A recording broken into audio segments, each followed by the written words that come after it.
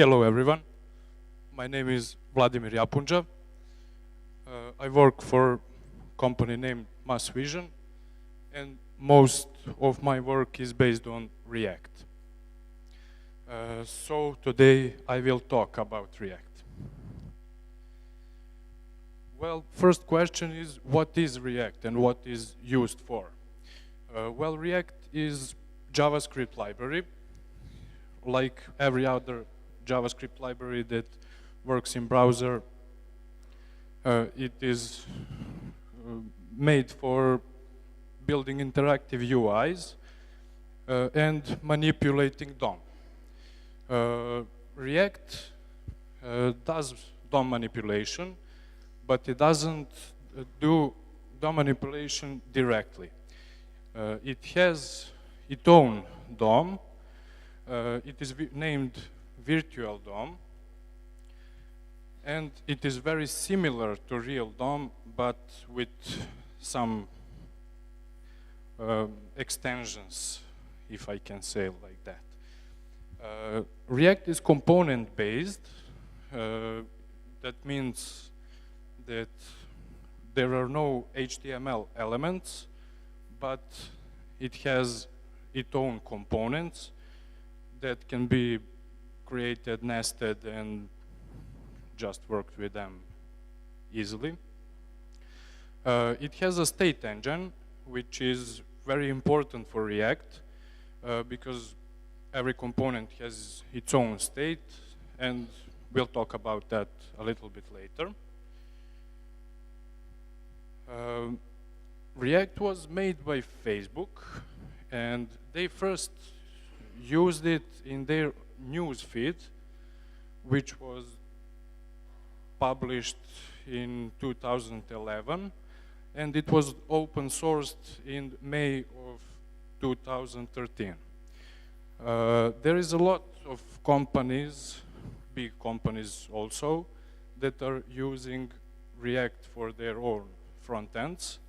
Some of them are, of course, Facebook and Instagram, Netflix, PayPal, and many, many more.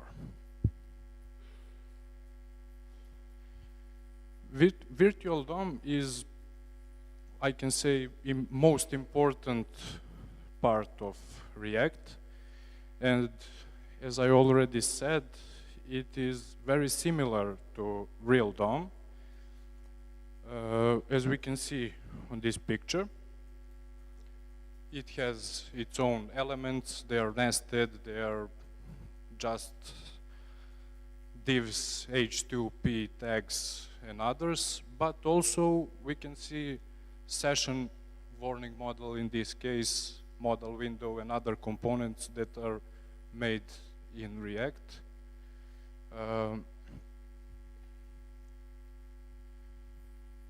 Virtual DOM, as I already said, is very similar to real DOM, and it does reconciliation, which is word for syncing with real DOM, and it is done with diffing algorithm.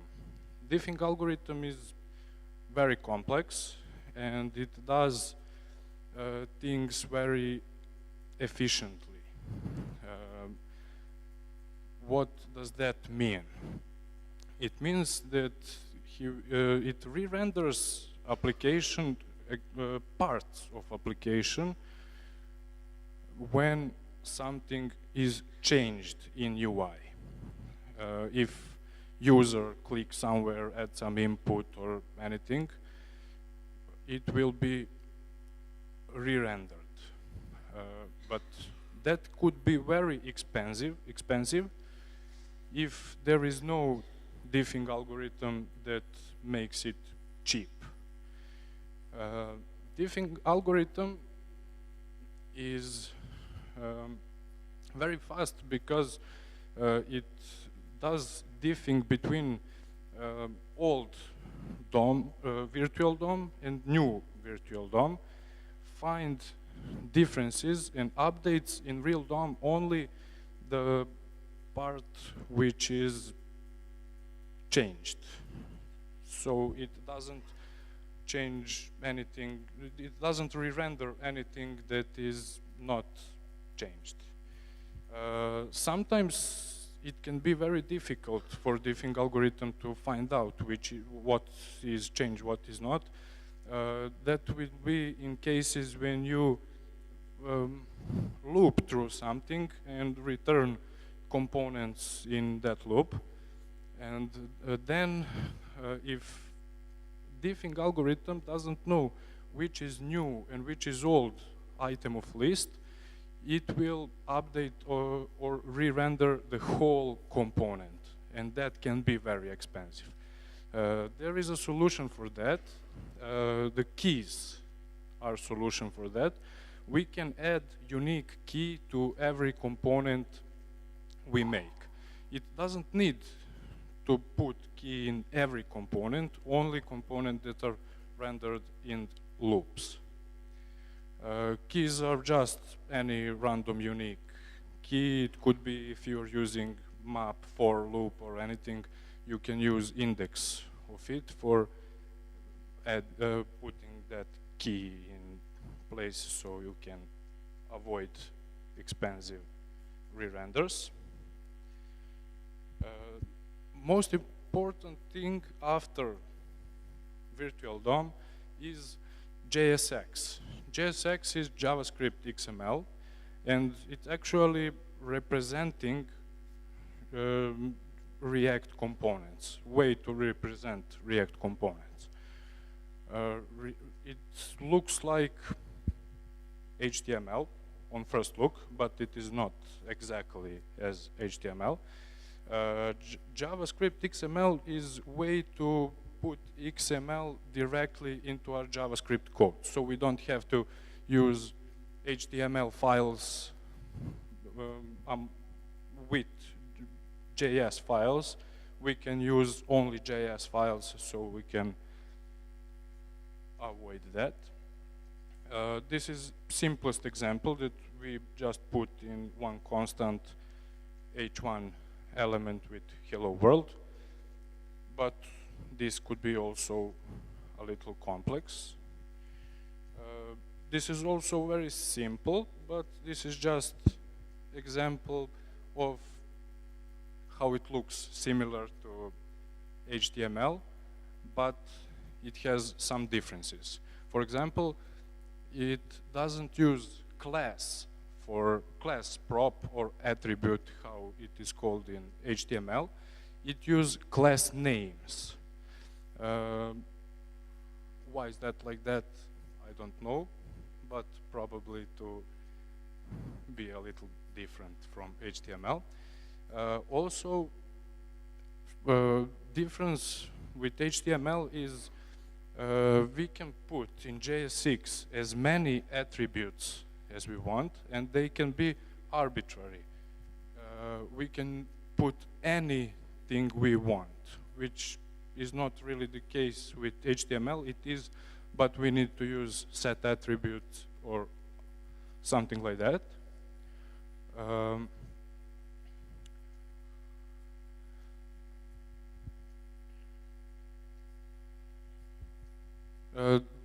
We could use React in any HTML file. It just needs to have one root tag. In this case, we put the ID root, and React DOM class or function will help us to put our React component into that root tag, div tag.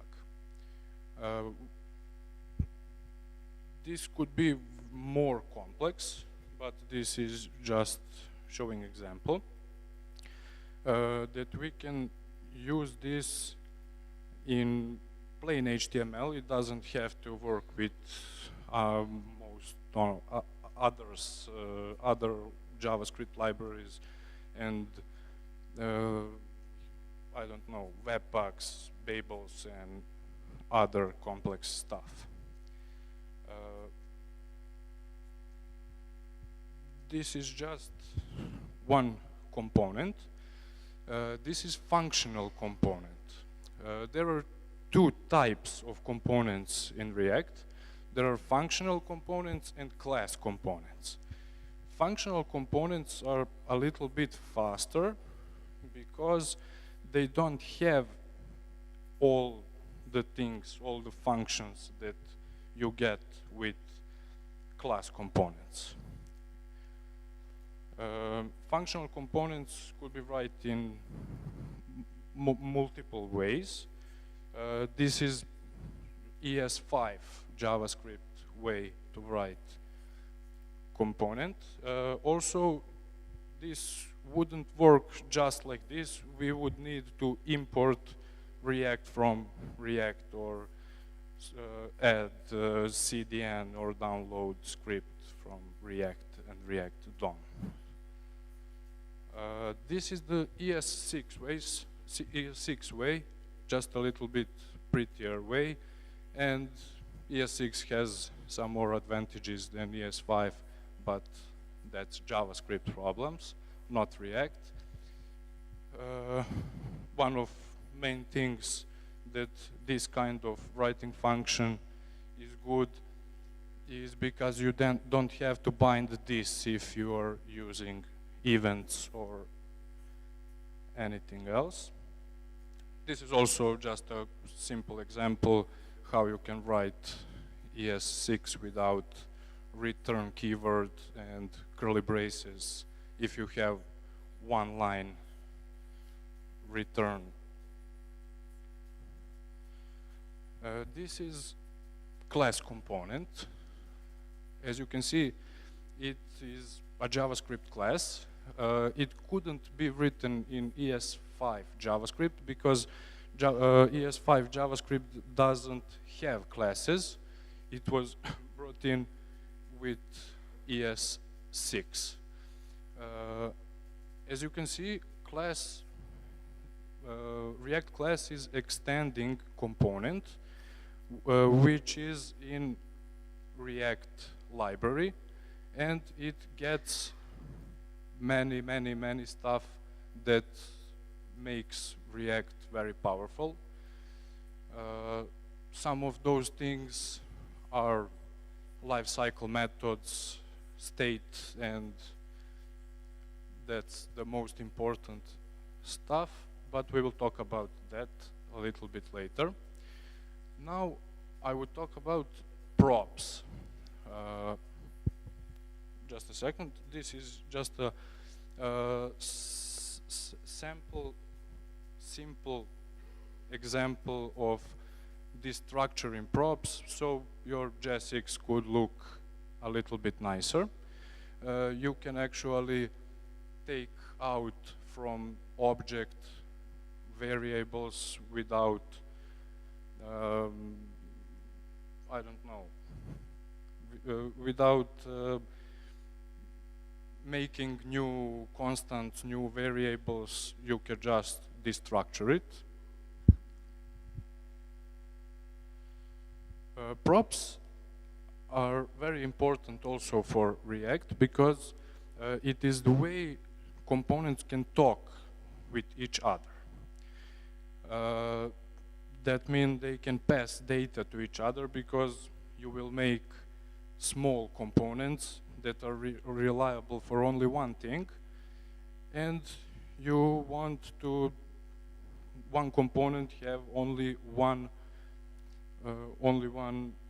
mission, only one thing to do. There is a problem with data passing in React. That problem is maybe problem, but it is a concept of how React works. Props are unidirectional. It means that only parent can send data to child. But sometimes you really want to send data back to parent, so you can do something with it. And props are read-only. You cannot change props.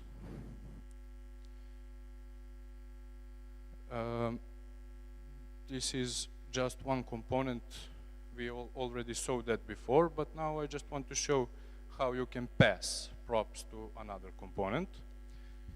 We have a component container that has a constant Vladimir with string Vladimir, and it returns div with welcome component and passing prop name to it. We can pass as many props as we want,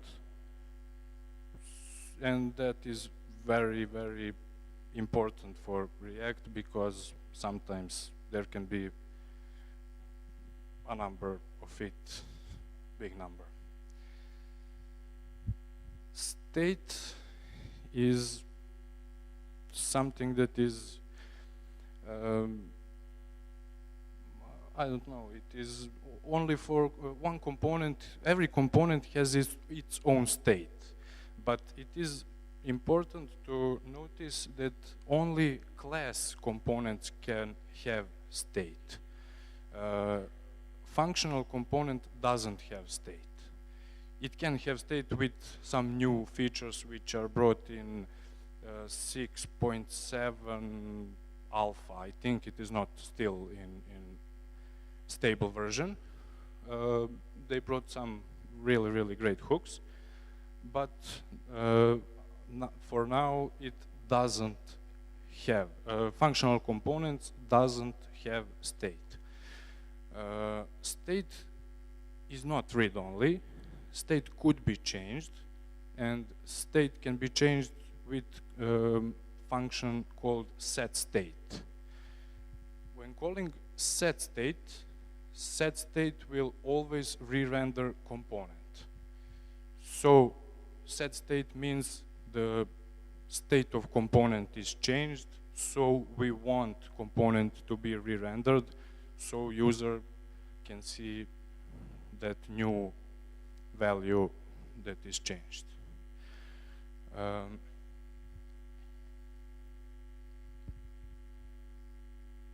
Here we have an example of how we can create state in one application. We need constructor for doing that. Constructor is, when constructor is called, we must call super and pass props to it. If we don't do that, we will lose props that are passed from parent component. But if we don't have constructor, we don't have to put super props. It will be called in default constructor. Here in render, we have a button that on click have set state function called, and in state we set initial state in constructor we set it counter to 0, and this render function will render a button which will have increase and number of clicks that are clicked. Every click on button will set new state with counter ++.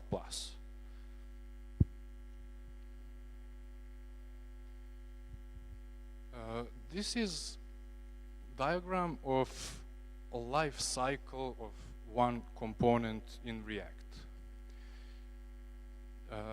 Every component has 3 stages. One stage is mounting, other is updating and unmounting. When component is mounting, first thing that is called is constructor. After constructor is called, we're getting called get derived state from props, and its job is to keep state and props synced if that is needed.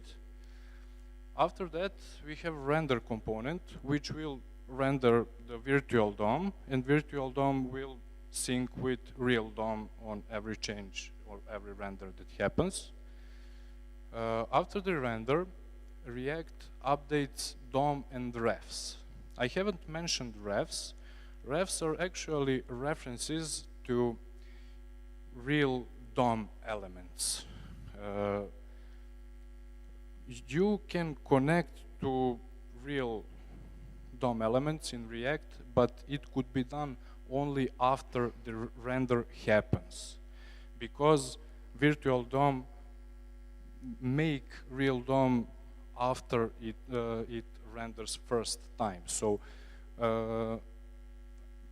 real DOM will not exist until the first render is called.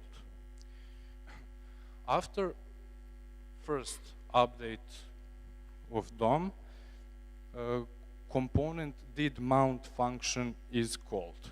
Component did mount function is very important. It is a life cycle method, and it is very important because you can use it in your components for do something after the component is mount. When component is mount, we will do side effects, going out on internet, fetch data, or anything similar to that. When updating component, it is a little bit different story. Component is update when new props are coming. It means that, for example, parent component is changed. It will re-render child that use prop from parent component, sorry.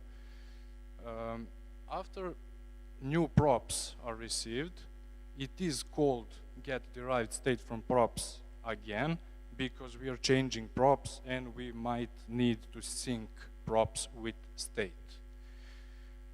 After that, function called is should component update. Should component update is also very important for React because also it is a lifecycle method and you can use it in your component.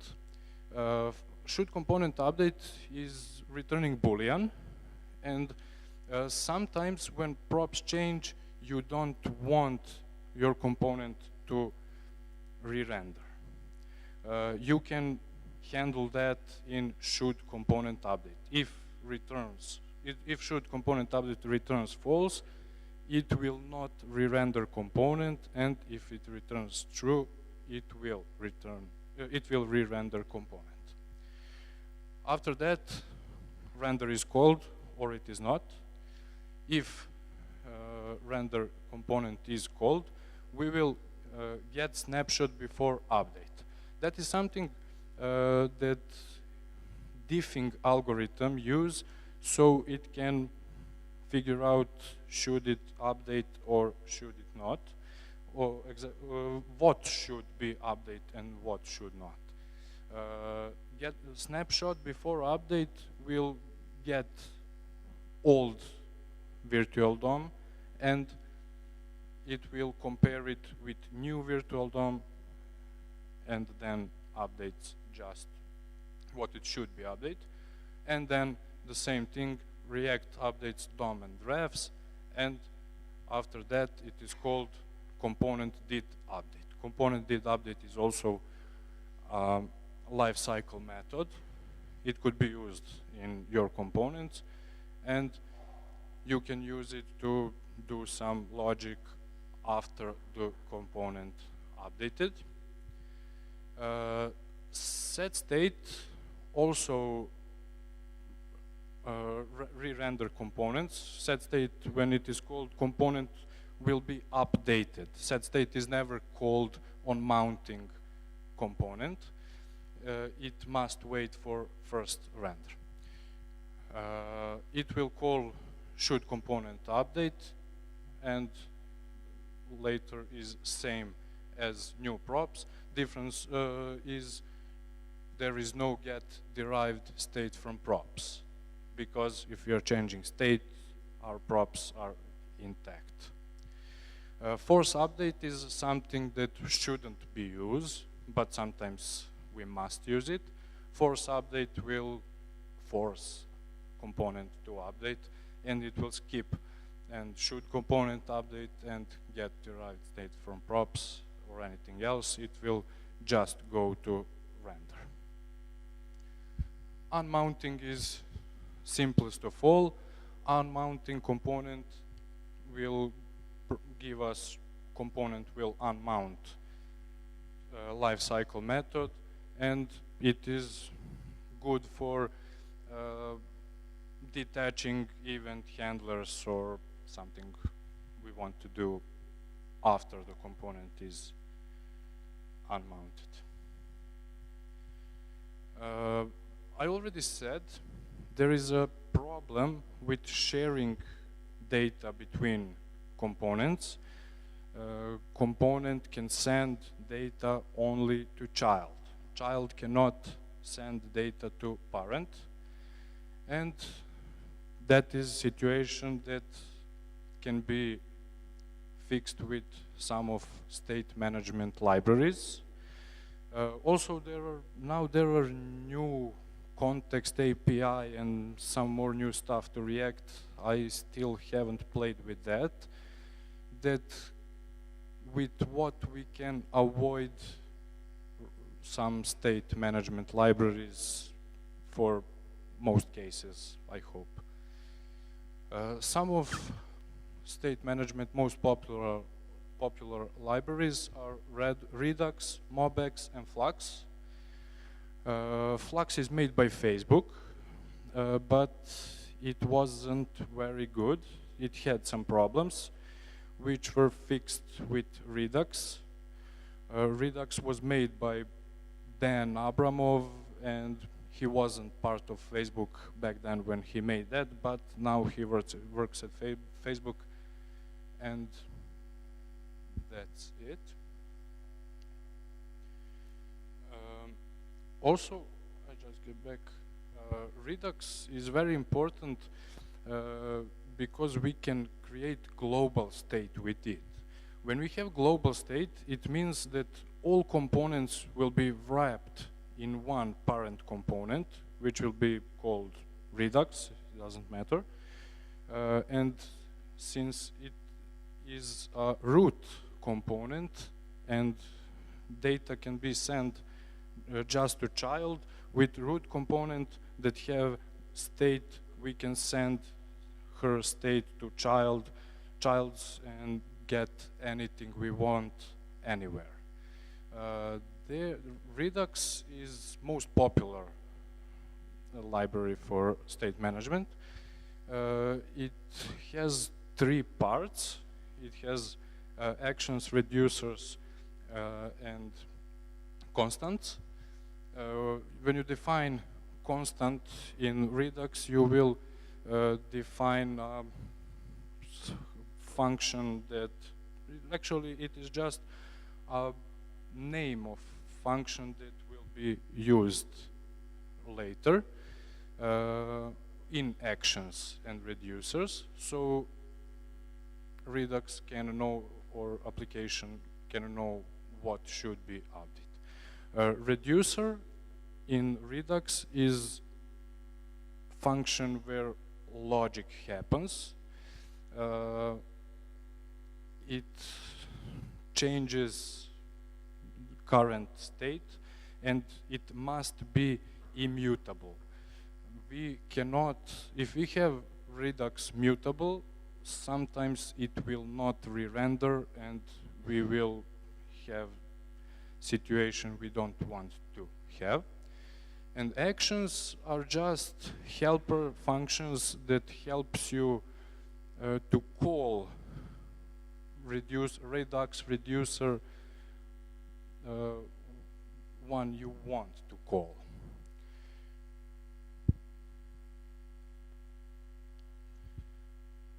Other important stuff for React are routing, hooks, React developer tools. It is a browser extension. React Native, it is very important, and Preact. Routing is very important because we want to make not single page application, but React is made for single page applications. So we can actually do routing without routing libraries, but routing libraries helps us to have browser compatibility helpers for React. You can, I don't know, you can call history or back or forward buttons, events from browser. Hooks are still in alpha, I already mentioned it, but they're very nice and bringing new stuff to React that was needed before, and those things were done in different ways. One hook which is important is state of functional components. Before we couldn't set state on functional component. Actually we could, but with some external third-party libraries like Recompose or similar. Now you can do that. You can also add lifecycle methods, hooks actually, to functional components. It was also done before with third-party libraries. React Developer Tools is very important because it helps you to see virtual DOM, to see props, to see state of every component, and just to see virtual DOM tree, which is for debugging heaven. React Native is mobile framework for building mobile applications. You can make Android and iOS application at the same time. Sometimes there are differences. You must sometimes write different code for Android and iOS because just they are different platforms, but most of the things, well, basic things are covered. And Preact. Preact is very interesting because it is a very, very small. React is big library, pretty big library. It has 6.26 kilobytes for just React library, but React DOM library, which brings us virtual DOM, it has 100.39 kilobytes. Preact has 3 kilobytes, and in that 3 kilobytes, it is full functionality of React and React DOM. I think it is not fully compatible, but 99% compatibility between Preact and React is done. I found out that because I had a situation that I needed to create a widget for some pretty big website that couldn't have a big widget. So I created in React, but it had more than 200 kilobytes when it was done, and it was unacceptable. So I needed to find a way to make that application, the widget that was already done, I needed to make it smaller, and Preact helped me. I didn't need to change a single line of code that was written. Webpack helped me to do that. It just changed everywhere I imported React from React, it imported React from Preact. Or where the React DOM is imported, it was imported from Preact. And that is all. Just like that, application had 100 kilobytes less.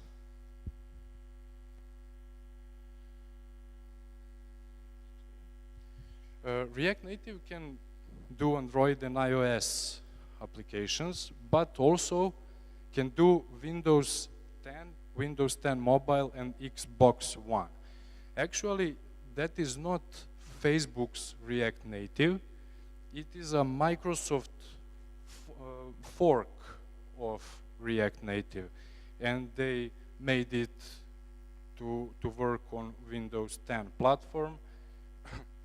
And I don't know, universal Windows application, something like that.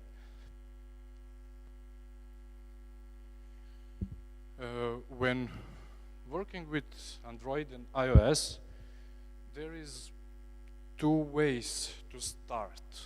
One way is Expo. Expo is just a wrapper for React Native that helps you write Android and iOS applications without having some native stuff. If we talk about IDEs or compilers or something like that, you don't need to use Android Studio and Xcode. You can just start Expo application and it will have everything you need to start, and you just read QR code with Expo application on your mobile and your application will be shown there. That is great, but it has limitations. You cannot do natively anything. If you come across a situation to do some, I don't know, custom notification stuff, you cannot do it with Expo because you need to play with native notification classes. So if you start working with Expo app and you come across something like that, you need to eject your app. After ejecting, you will get Android and iOS folders, projects, which will be exactly that. Android and iOS project, which can be imported into Android Studio and Xcode. When you do that, you can write native modules and do whatever you want with them. Native modules are written, of course, in Swift Objective-C in iOS and Java for Android. But that code is transferred through Bridge and I don't know, it is a React Native platform. And that's it.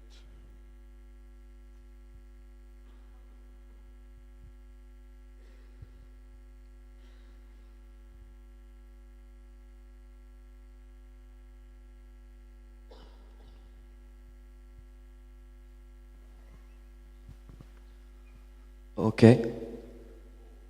There is a never-ending debate in the community. What's your opinion about why would one pick React over other frameworks like Vue.js? I'm sorry, can you repeat the question? Why would one pick React over other frameworks like Vue.js, Angular? Well, that's very touchy. I don't know, really. Vue is very, very nice library. Actually, those are not frameworks. React and Angular are big companies. Companies stand behind them, and startups are afraid to use something that doesn't have back. I don't know. Vue was made by few developers, as I know, I'm not sure. Few developers that were not working for any big company. They made it for themselves, and their product just exploded. Everyone's using it, everyone's love it. And my personal opinion is that Vue might be better than React, but React has bigger back and Angular too.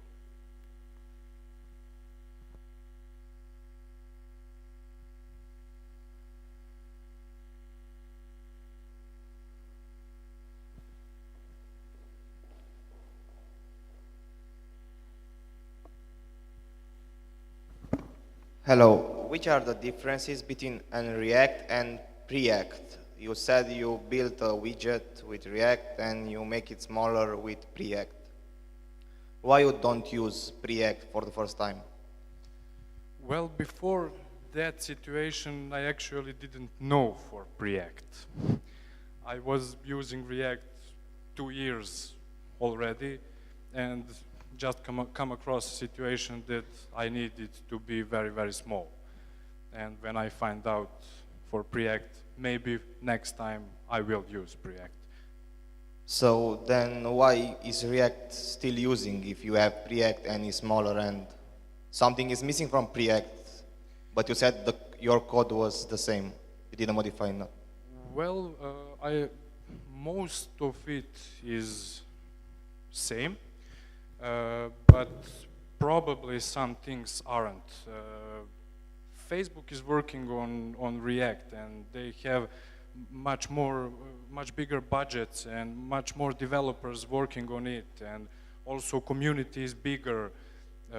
So they just bring new features more than Preact. I think something like that is okay, great, I'm not thanks. Sure. Can you implement custom hooks in React? Excuse me, can you repeat? Can you implement custom hooks? Oh, yes, yes. Hooks are still new feature. They are in alpha. I think version 16.7 when we'll bring hooks, and they can be, it could be created custom hooks. I saw that. I never used it. I never used hooks. I just read them in documentation, and I saw it can be. Okay, thank you.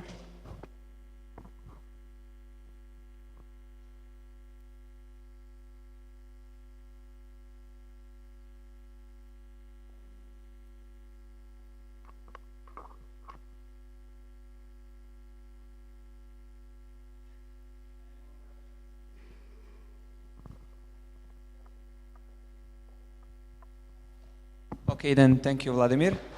Thank you.